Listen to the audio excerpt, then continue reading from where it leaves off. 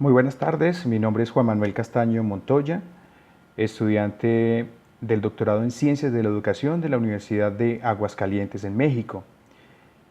Para esta actividad de la unidad 1, tarea número 3, hemos abordado un texto titulado La educabilidad y a través de él voy a hacer una exégesis histórica de los valores, de la importancia y del concepto de educabilidad.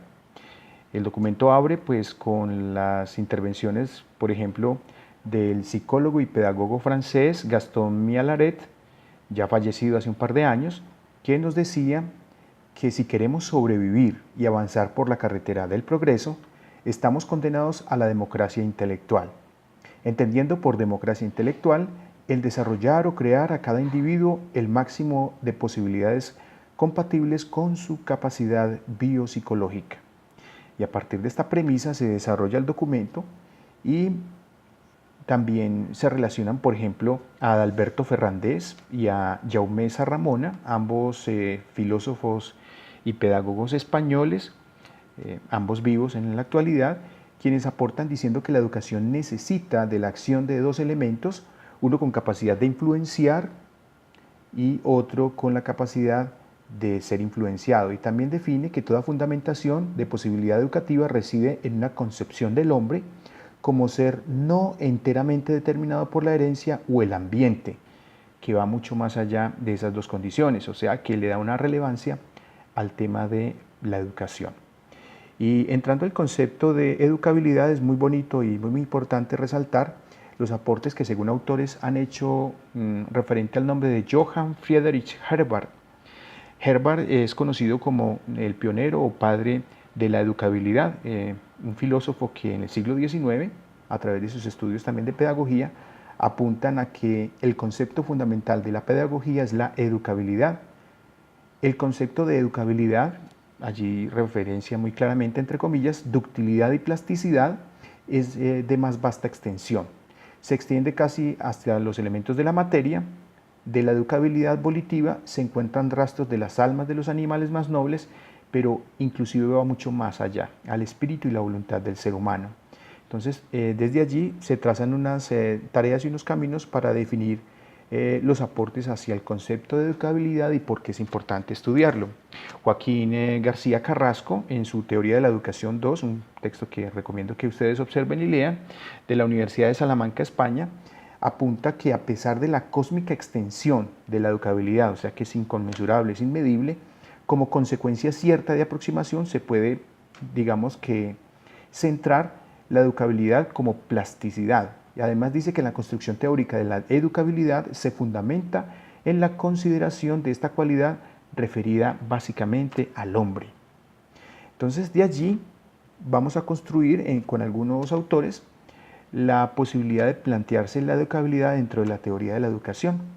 Y citamos a, por ejemplo, a Alfonso Capitán Díaz, doctor en filosofía, ya fallecido, de raíces madrileñas, quien en un principio había dicho que la educabilidad es un modo esencial del hombre que le hace capaz de perfeccionamiento y consecuentemente llegar a ser lo que es. Y Flickner, Wilhelm Flickner, filósofo y pedagogo alemán, también apunta a decir que la educabilidad radica en la posibilidad que tiene el hombre de formarse, de ahí la misma identificación que él hace, que el hombre al existir se encuentra con la tarea fundamental de hacerse. Casi que es una obligación moral, una obligación intelectual, por la misma capacidad humana de educarse y de progresar desde el punto de vista de la educación. Luego aparecen, por ejemplo, personas que hacen aportes interesantes como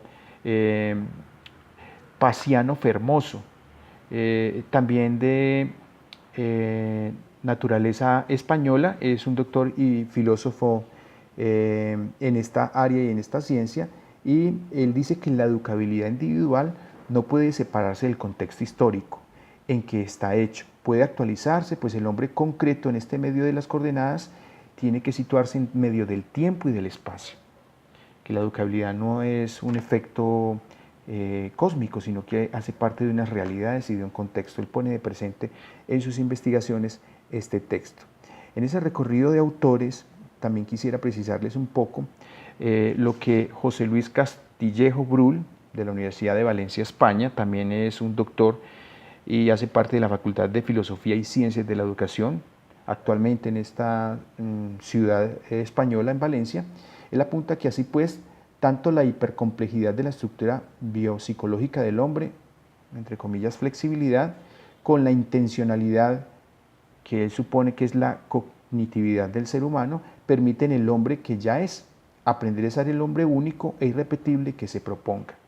A pesar de que hayan, en sus textos es muy interesante contarles, que a pesar de que hayan diferentes personas recibiendo la misma educación en el mismo momento, los conceptos de las personas y la formación de cada una es totalmente diferente. Eso no se mide ahí, se mide con el tiempo y las interacciones que el ser humano tenga. Interesante esta propuesta para investigarla un poco más adelante. Karl Jaspers, que es también muy conocido, es un filósofo suizo, existencialista, habla de que, y al estar unido con la Universidad Española en sus estudios, habla de que la corriente existencialista, ubicándola desde el marco de la inteligencia y la libertad como potencias posibilitadoras de la apertura del mundo y las relaciones humanas, hablan que el ser humano es capaz de proyectar su autoperfeccionamiento y autorrealización. Si lo imagina, si lo piensa, es capaz de lograrlo. Los medios serían como el obstáculo para lograrlo, pero la mente humana es más poderosa. Ellos estudian sobre estos casos. Para volverles a hablar un poco de Flickner, de Wilhelm Flickner, el filósofo, quería cortarles un poco una referencia que él hace diciendo que las teorías que ubican la educabilidad en la dimensión psicobiológica del hombre como principio que conducta la posibilidad de educación gracias al dinamismo de estas posiciones o principios de la naturaleza. Denomina la formatividad o la capacidad del hombre de comportarse de un modo dúctil frente a los influjos educativos intencionales. Esta ductilidad es un modo de ser accidental que caracteriza la naturaleza humana y que tiene fundamento biológico porque la educabilidad supone adaptación al medio ambiente. O sea, para que tengan presente también en la construcción del concepto lo importante que es la educabilidad. El texto avanza muy interesante en su lectura, en el reflejo de lo que allí nos muestra, con aportes importantes. Voy a ubicar a continuación a un actor de ascendencia Joaquín García Carrasco, que siendo español nos dice que los determinantes de la naturaleza humana son sus límites fronterizos. Vuelve y retoma un poco lo que los anteriormente autores han dicho sobre los límites de la educabilidad. Lo biopsíquico, el social y el espiritual. Él ubica estos tres elementos como las barreras que definen los límites de la educabilidad, hasta dónde pueden llegar. Pero lo que sí es muy claro en su texto es decir que al final que estas interacciones se logran a través de la actuación conjunta y las interrelaciones que tienen con el medio donde se desenvuelven. Entonces el problema de los límites de la educabilidad fue tratado desde varias perspectivas. El documento señala tres. La primera es la herencia, y de esa herencia se habla del pesimismo pedagógico. La segunda, del ambiente, el contexto, se habla del optimismo pedagógico, pero hay una tercera corriente que habla de la herencia y el ambiente. La mezcla de las dos hablan de un optimismo moderado. Entonces, a estas ciencias han sido abordadas estas líneas han sido abordadas, por importantes autores como Alexis Carrel, Bandura, ¿cierto? Entonces, los autores del primer grupo son más bien escasos. Entre ellos citaremos a Lombroso. Entonces, yo averigué un poquito sobre Cesare Lombroso, es un hombre de ascendencia italiana. En su discurso Antropología Criminal nos dice algo parecido a lo que también Schopenhauer dice. El carácter benévolo o maligno de las personas es algo innato en ellas, es inmutable, constituyendo eso un fatalismo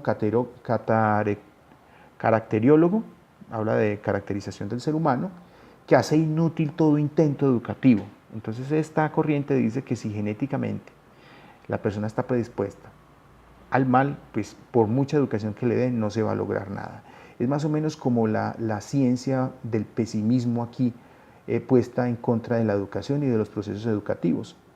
Desde el planteamiento pesimista, el fenómeno educativo presenta los caracteres siguientes: el esfuerzo desproporcionado respecto a los efectos conseguidos. O sea, es mucho lo que se lucha en la educación con una persona, pero pocos son los resultados porque su mente criminal no le ayuda mucho. Espero que les haya quedado claro como esta idea.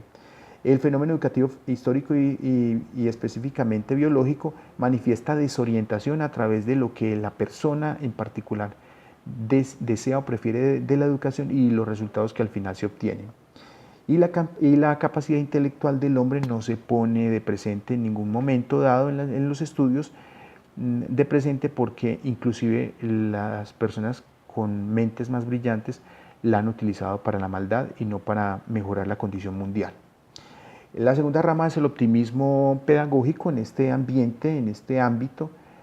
Quintana Cabanas, voy a hablarles un poco de José María, pedagogo y filósofo catalán. Él habla del optimismo pedagógico y plantea dentro de ese optimismo pedagógico la acción sociológica y la acción psicológica. En la acción sociológica nos habla de los aportes que un ser humano recibe al interactuar con otros y mediado por la cultura puede permitirle un moldeamiento, una plasticidad en su educabilidad. Y desde el punto de vista psicológico, las buenas influencias, los buenos ejemplos, la forma de vida y la manera como está construida, digamos, una sociedad podría motivarle a que psicológicamente se sienta fuerte ante la debilidad y la educabilidad estuviera presente en sus procesos. No, hay una gran cantidad de autores. Yo tengo, por ejemplo, a Joan Broad Watson, cofundador del conductismo, psicólogo norteamericano, que a través de su texto y además con Berkeley sostiene que virtualmente la conducta humana puede ser explícita como condicionamiento. Las respuestas quedan elaboradas en los estímulos como resultados de conjunciones repetidas y la personalidad de un sujeto y lo representa en la totalidad de las mismas. Es decir, que se construye el carácter de una persona en la repetición constante de las acciones. Ojo con eso, positivas o negativas, que hacen que una persona se destaque o no en algo. Bueno, y entonces ahí aparece un poco más adelante un texto de Daniel Bartók, sociólogo francés, investigué un poquito sobre él, que habla de una obra que se llama Móviles sociales y destinos personales. Él actualmente está vivo y mira lo que Daniel Bartók dice: la personalidad no es algo que se traiga ya de nacimiento, se forma en el curso de la existencia en sociedad y adquiere una forma definitiva con la madurez social. Se trata de un fenómeno social, de un producto social. Eso es la educabilidad para él, es un producto social. Necesitamos de los otros para podernos educar. Sigo revisando un poco a Brunner, vamos a hablar de Jerome Brunner, psicólogo estadounidense. Él habla de la psicología cognitiva en la educación y dentro del texto refiere que partimos de la hipótesis de que cualquier niño en cualquier fase de su desarrollo se le puede enseñar eficazmente cualquier materia de una manera intelectualmente honesta. Es una hipótesis audaz y de todo punto de vista fundamental para reflexionar sobre los tipos de planes de estudio. No existen pruebas que la contradigan y sí bastantes pruebas que conforman esta teoría. Es decir, la educación bien intencionada genera un pensamiento crítico en los chicos para actuar bien. Ya la realidad social y de la vida pues les indicará si actúan o no en esa condición. Entonces, a modo de resumen, diremos en esta postura que se defienden que los objetivos educacionales pueden ser alcanzados en su totalidad. Ellos dicen que desde el punto de vista optimista es así. Y que de surgir el fracaso, la causa está en que no fueron correctamente aplicados los procesos educativos en esa persona. Y arrancamos con el optimismo moderado, como les hablaba de estas tres corrientes, señalando un poco lo que Castillejo, que ya había señalado, había dicho sobre él. Él habla de que la capacidad de hacerse o de autorrealizarse, o sea, la educabilidad del ser humano, puede cambiar en definitiva al hombre, pero no es limitada ni infinita. Actúa para ciertos casos, puede ser positiva para alguien y negativa para otras personas. Y habla también que hay cosas como la dimensión genética y la dimensión ambiental que confluyen en ellas, que pueden afectar a favor o en contra sus procesos educacionales y las actuaciones posteriores en su vida realmente movida al momento real. Las limitaciones generales de la educabilidad es un tema interesante dentro del texto. Entonces allí, por ejemplo, señalan a San Cristóbal, y en San Cristóbal definen que el fondo irracional de la educabilidad, construido por las contradicciones y aporías que han inquietado a bastantes teóricos de la educación, desde Herbart, él mismo las deja entrever, diciendo que sí, que tiene unos límites, porque como ya habíamos planteado anteriormente, al ser el hombre un ser libre, él define qué quiere y qué no, distinto a qué debe y qué puede. Entonces, al querer, el querer es diferente al poder en ese aspecto. Gustav Winneken nos habla también, que es un reformador educativo alemán, sobre el pensamiento libre. Entonces ahí me afirmo un poco en este optimismo mediado, pesimista un poco, en el tema de los avances de la educabilidad. Entonces las limitaciones derivadas de la intervención técnica nos determinan que Jaspers, que es el filósofo alemán, dice que los límites son las técnicas para que puedan moldearse esa educabilidad, desde si se necesita algo sobre lo que actúa, de las limitaciones cuantitativas y de el indefectible unido, esta indefectible unido, disculpen ustedes, las limitaciones de la vida como realidad biológica. Yo entiendo cuando leí que una cosa es la realidad en la escuela, que nosotros la vivimos como docentes, y otra cosa es el momento en que el chico ya no está en la escuela o la persona y afronta el mundo real, con otras condiciones y en otras manifestaciones de vida. Entonces ahí se pone a prueba el sistema educativo y sus aportes. Una gran cantidad de autores, Max Schiller, por ejemplo, habla de la espiritualidad del ser humano. Reconocemos a Schiller como un filósofo alemán. En la fenomenología antropológica filosófica yo lo utilicé en sus textos referidos para mi trabajo de maestría, el trabajo final sobre evaluación y educación inclusiva. Y me interesó mucho el tema de cómo él espiritualmente define el alma del ser humano dentro del proceso educativo. Y las características de la educabilidad son 4. La educabilidad es personal, yo diría individual, es intencional porque busca un cambio, un moldeamiento, es dinámica porque diariamente están enfrentando diferentes cambios, momentos, modas, ritmos de vida, y es necesaria porque pues, si usted no conduce su existencia en el momento en que se está viviendo, va a tener graves dificultades de acoplamiento al desarrollo. Es un poco, diríamos que exclusiva esta propuesta. Hablar de un derecho a la educación es ante todo constatar el papel indispensable de los factores sociales en la formación del individuo. Eso lo dijo Jean Piaget, el psicólogo, hablando sobre el derecho a la educación intelectual que tiene cada ser humano. Y ya para cerrar pues el tema, importante que Mantovani, que también está incluido aquí, filósofo y pedagogo de origen italiano, pero con raíces argentinas, Juan Mantovani, dice que la dinámica es la libertad de la autoridad ineludible de la educación y que la intencionalidad, según Cabanas, que ya había hecho la referencia de él, dice que la autoeducación resulta prácticamente imposible a no ser que sea salvada por la normatividad, la intencionalidad y el carácter dialógico de la comunicación. Entonces, dice que la educación debe ser intencionada para mejorar al ser humano y es necesaria, como ya lo he explicado, porque hace que el hombre se vea inmerso en una sociedad y entonces si no está dentro de la sociedad es como si estuviera privándose ante ella y realmente no tendría una forma de vida muy real ni muy feliz en el ambiente como tal. También el texto habla de la espiritualidad del ser humano, mencionan a San Cristán, y Fermoso vuelve y aparece con un texto que dice: la única parcela del ser humano que admite perfectividad es aquella que por su misma esencia es flexible y dúctil, que permita el cambio y que acepte el cambio y ese cambio sea benéfico. Solo el espíritu posee la inteligencia y la libertad perseguida por la educación. La espiritualidad es la primera condición de la educabilidad, eso lo dice Fermoso.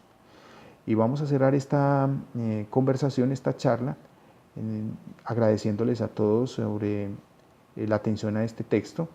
Realmente es muy interesante lo que se dice de él, pero lo que sí me quedó muy claro pues que la educabilidad, como lo había ya dicho, al ser partícipe de una escuela normal, permiten que nosotros podamos definir un poco el texto, no como un concepto cerrado para categoría como para investigar, sino como